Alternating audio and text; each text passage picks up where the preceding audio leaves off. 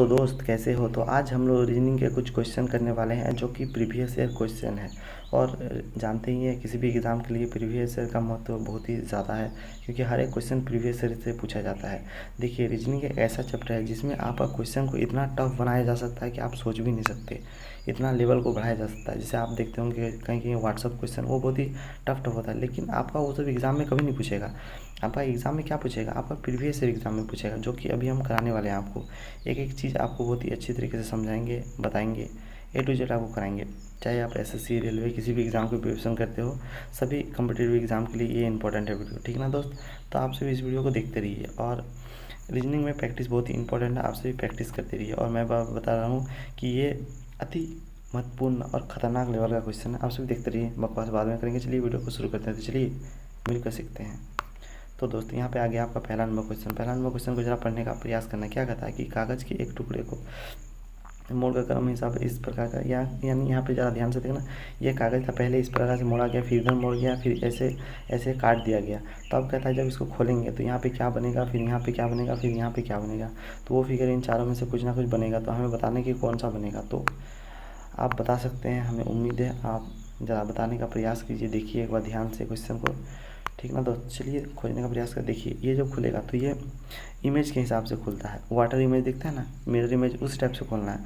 तो यहाँ ऐसे है, तो ये जैसे यहाँ पे है तो ये भी ऐसे एक बनेगा, ऐसे बनेगा, फिर यहाँ पे भी गोला होगा, फिर ऐसे ऐसे यहाँ भी बनेगा, फिर ऐसे यहाँ भी बनेगा। Same same. तो देखिए खोजिए। चलिए यहाँ पे देखिए, यहाँ तो कुछ चेंज कर दिया, मतलब ये ऑप्शन गया। आपको इसमें ऑप्शन एलिमिनेट करना होता है, तभी आप जल्दी जल्दी आंसर दे सकते हैं, ठीक है ना। तो आप अगर चित्र को बनाने बैठ जाए ना तो शाम हो जाएगा। आपको ऑप्शन को एलिमिनेट करके आंसर देना होगा। तो ये ऑप्शन एलिमिनेट हो गया। चलिए इसको पकड़ते हैं। तो यहाँ पे देखिए एक लाइन है, यहाँ पे एक लाइन है, लेकिन यहाँ पे वो लाइन नहीं है। दैट मीन्स कि ये भी ऑप्शन गया। यहाँ पे देखिए, यहाँ तो गोल दे दिया, ये भी ऑप्शन गया। यहाँ पे देखिए एक लाइन है, और यहाँ पे जैसा लाइन है यहाँ पे नीचे भी होना चाहिए, नीचे भी है। और इन दोनों को खोलेंगे तो ये इधर जैसा है उस टाइप का इधर भी होगा, तो इधर भी सेम है। मतलब ये ऑप्शन बिल्कुल हमारा सही है।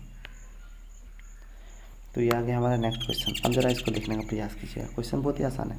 क्या करा है क्वेश्चन में, क्या कहता है, चलिए पढ़ने का हम लोग प्रयास करते हैं साथ साथ। तो यहाँ पे देखिए 4 अक्षर दी गई हैं, जिसमें से 3 अक्षर किसी ना किसी रूप से समान है।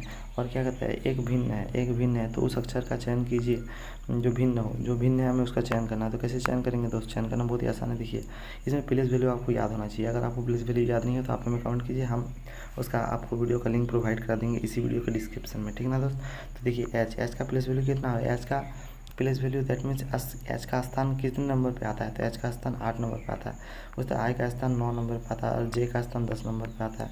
तो देखिए 8 9 से 1 जोड़ा गया, फिर इससे 1 जोड़ा गया।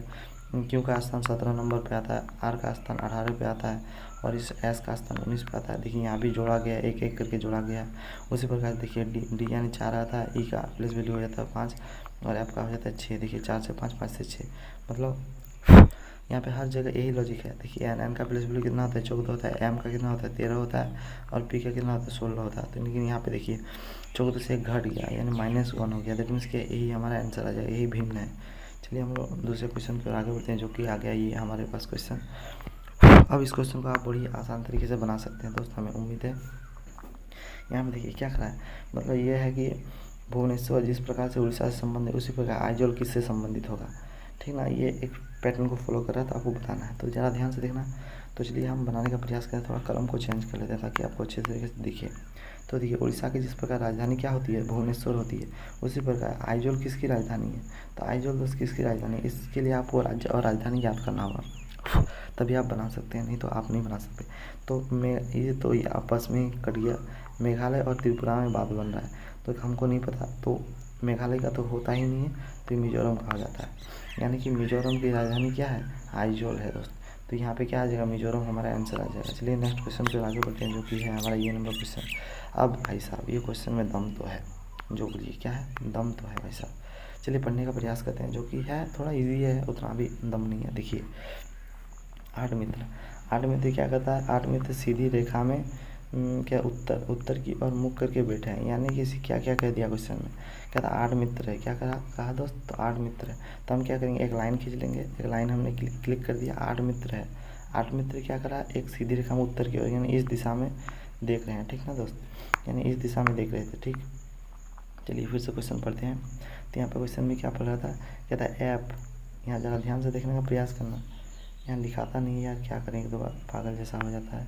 तो यहाँ पे देखिए ऐप और डी जी के बीच में बैठा है, यानी ये जो ऐप है डी और जी के बीच में, तो हम लिख लेंगे साइड में कि ऐप जो है ना डी और जी के बीच में बैठा है, डी और जी के बीच में बैठा है। ठीक है दोस्त, फिर यहाँ देखिए फिर से कौन पढ़ने आएगा, इसलिए हम लोग लिख लेंगे बी जो है एच और ए के बीच में बैठा है, यानी फिर से देखिए बी जो बैठा है वो एच और ए के बीच में बैठा है, एच और ए के बीच में बैठा है। ठीक ना दोस्त, यहाँ फिर देखिए ई जी के बाएं से तीसरे स्थान पर बैठा है, यानी जी के बाएं से तीसरे स्थान पर, जी के बाएं से तीसरे स्थान पर, यानी पहला दूसरा और ये आ गया तीसरे स्थान पर कौन बैठा है, तो ई बैठा है दोस्त, ई।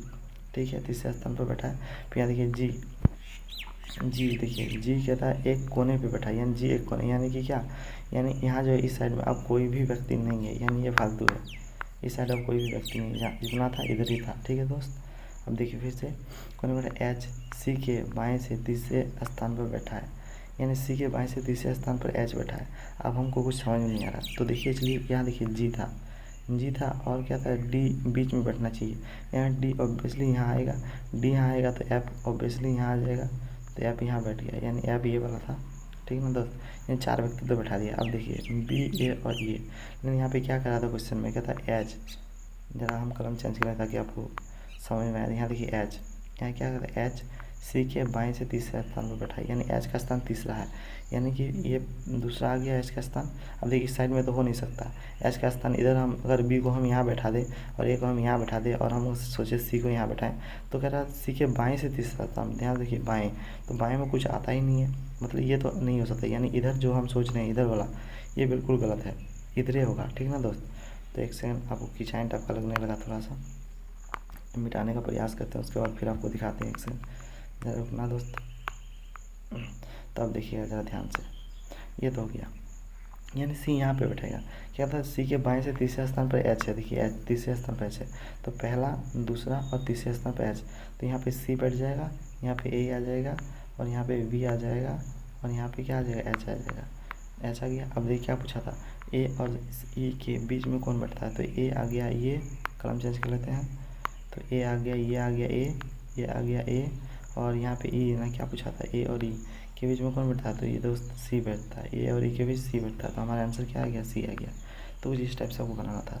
चलिए हम लोग नेक्स्ट क्वेश्चन की ओर आगे बढ़ते हैं, जो कि आ गया ये हमारा क्वेश्चन। अब इस क्वेश्चन को बनाइए, ज़रा इंटरेस्टिंग है क्वेश्चन, मज़ेदार है, लेवल है क्वेश्चन का। तो चलिए हम लोग बनाने का प्रयास करते हैं, देखिएगा क्वेश्चन को, चलिए पढ़ते हैं एक बार फिर से, बिना क्वेश्चन पढ़े आप नहीं बना सकते। कहता है निम्नलिखित वेन आरेख में वृत्त क्या करता है, वृत्त सब्जियों का प्रतिनिधित्व करता है, यानी वृत्त, यानी लिख लेते हैं चलिए, वृत्त क्या है, वृत्त सब्जी को दर्शाता है, सब्जी क्या दोस्त, तो सब्जी खाया है, किसका सब्जी आपको सबसे अधिक अच्छा लगता है, बोलिए। फिर देखिएगा ज़रा यहाँ से, फिर से देखिए त्रिभुज जो है जड़ का प्रतिनिधित्व करता है, यानी त्रिभुज, यानी जो त्रिभुज है वो जड़ का प्रतिनिधित्व करता है, किसका, तो जड़ का। तो इस जड़ का प्रतिनिधित्व कौन करता है, तो इस जड़ का प्रतिनिधित्व करता है मेरे दोस्त कौन, तो त्रिभुज करता है। फिर चलिए हम लोग फिर दूसरे पेन ले लेते हैं, यहाँ पे देखिए प्रतिनिधित्व करता है, वर्ग जो है ना वो कठोर मिट्टी का प्रतिनिधित्व करता है, यानी वर्ग यानी चौकुना, इसका कठोर मिट्टी यानी कठोर, हार्ड लिखाया नहीं यार, क्या करें, एक सेकंड रुकना, लिख देते हैं आपको, तो HARD, हार्ड। अब देखिए फिर से देखने का प्रयास करना दोस्त। अब ज़रा नीचे उतर जाते हैं, कहता आयत गर्मी का प्रतिनिधित्व करता है, आयत जो है ये आयत एक हॉट का यानी गर्मी का प्रतिनिधित्व करता है, हॉट का प्रतिनिधित्व करता है। ठीक है, हमें पूछा गया था निम्नलिखित में से कौन सा, हम चूज़ कर लेते हैं दूसरा सा, तो ये वाला क्या पूछ रहा था, कहता है निम्नलिखित में से कौन सा अक्षर जड़ वाली सब्जियों का प्रतिनिधित्व करता है, यानी जड़ वाली सब्जियों का प्रतिनिधित्व करता है, ये कॉमन आना चाहिए, जड़ वाली सब्जियों का प्रतिनिधित्व करता है जो गर्मी में उगती है, जो हॉट में उगती है, यानी आयत के अंडर में आना चाहिए, यानी इसके अंडर में तो आना ही चाहिए, और ये इस गोला और इस गोला ये और इसके अंडर में कॉमन आना चाहिए, ये भी बात का है, यानी ये वाला अभी डी हमको दिखा, ठीक है डी दिखा, और क्या उगती है लेकिन कठोर नहीं है, हार्ड नहीं है, यानी कि इस आयत देखिए हार्ड के लिए क्या था, आयत था, यानी इस आयत के लिए मना किया है। दैट मीन्स क्या, यहाँ पे देखिए तो ये डी ही हमारा एक लौता ऐसा बचा जो कि हमारा यहाँ पे सिर्फ है कॉमन, नहीं तो कुछ भी नहीं दिखा, नहीं समझे, चलिए हम फिर से आपको करके दिखाते हैं, एक सेकंड रुकना जरा। तो देखो क्या कहता था, निम्नलिखित में से कौन सा अक्षर जड़ वाली सब्जियों का प्रतिनिधित्व करता है। जड़ भी होना चाहिए, जड़ वाली सब्जी यानी जड़, जड़ क्या है, त्रिभुज, यानी वो चीज़ तो त्रिभुज के अंदर में आनी ही चाहिए, ये तो पहले ही कह दिया। और क्या करा, वो सब्जी होनी चाहिए, और वो सब्जी होनी चाहिए, जड़ वाली सब्जी यानी सब्जी होनी चाहिए। अब देखिए त्रिभुज के अंदर सब्जी है, या ये है सब्जी, ये है, ये तो अलग अलग हो गया, त्रिभुज के अंदर में आया, त्रिभुज के अंदर में तो अकेले ये आया, और जो गोले के अंदर में भी आना चाहिए था, गोले के अंदर में और त्रिभुज के अंदर में तो सिर्फ यही आता है, सिर्फ यही बचा। हम देखिए फिर से कहते हैं जो गर्मियों में उगती है, गर्मियों में उगती है, तो इस आयत के अंदर भी आना चाहिए। तो देखिए ये जो डी है वो आयत के अंदर में आता है। और क्या कहता है, कठोर मिट्टी में नहीं उगती है, कठोर यानी इस साइड में एक भी आना नहीं चाहिए, इस साइड ये जो पागल है ये ख़त्म है, इस साइड आना नहीं चाहिए, समझे ना दोस्त। यानी ऑब्वियस ऑप्शन सिर्फ डी ही हमारे पास बचा, तो हमारा आंसर आ जाएगा कौन सा ऑप्शन, बोलिए बोलिए बोलिए बोलिए बोलिए। तो हमारे पास आंसर बच जाएगा दोस्त, ओनली ओनली मिटा देते हैं, तो ओनली ओनली हमारे पास डी ऑप्शन आ गया। कौन सा मेरे दोस्त, तो ये डी आ गया, समझे। तो कुछ इस टाइप से आपको बनाना था। आज हमने कुछ ज़्यादा क्वेश्चन नहीं कराया, आपको 5 क्वेश्चन कराया। अब दूसरे दिन फिर से कुछ नया नया कराएंगे। हम ऐसे करते हैं कि आपको थोड़ा थोड़ा छोटा छोटा करके ही कराते हैं, ताकि आपका ज़्यादा समय भी खर्च ना हो और आपको अधिक से अधिक ज्ञान मिले, ठीक है। इसलिए इसी उद्देश्य के साथ हम छोटा छोटा वीडियो लाते हैं। हम मतलब संडे या फिर मंडे को एक दिन बड़ा सा मौका लाते हैं, जिसमें हम आपको 25 क्वेश्चन कराते हैं। इसमें हम आपको सिखाने का प्रयास करते हैं, उसमें अप्लाई करते हैं। आप हमारे साथ चैनल के साथ जुड़िए, आपको बहुत ही लाभ मिलेगा, आपका रीजनिंग बेस्ट हो जाएगा, ठीक है दोस्त। इसी उम्मीद के साथ इस वीडियो को अंत करते हैं। तो उम्मीद करता है वीडियो पसंद आया तो कर दो सब्सक्राइब, वो सब आप अपने कंटेंट के हिसाब से करना, ठीक है। मिलते हैं इस टाइप से अलग अलग video. Thank you so much for watching. हृदय की गहराई वाले प्रेम से राधे राधे।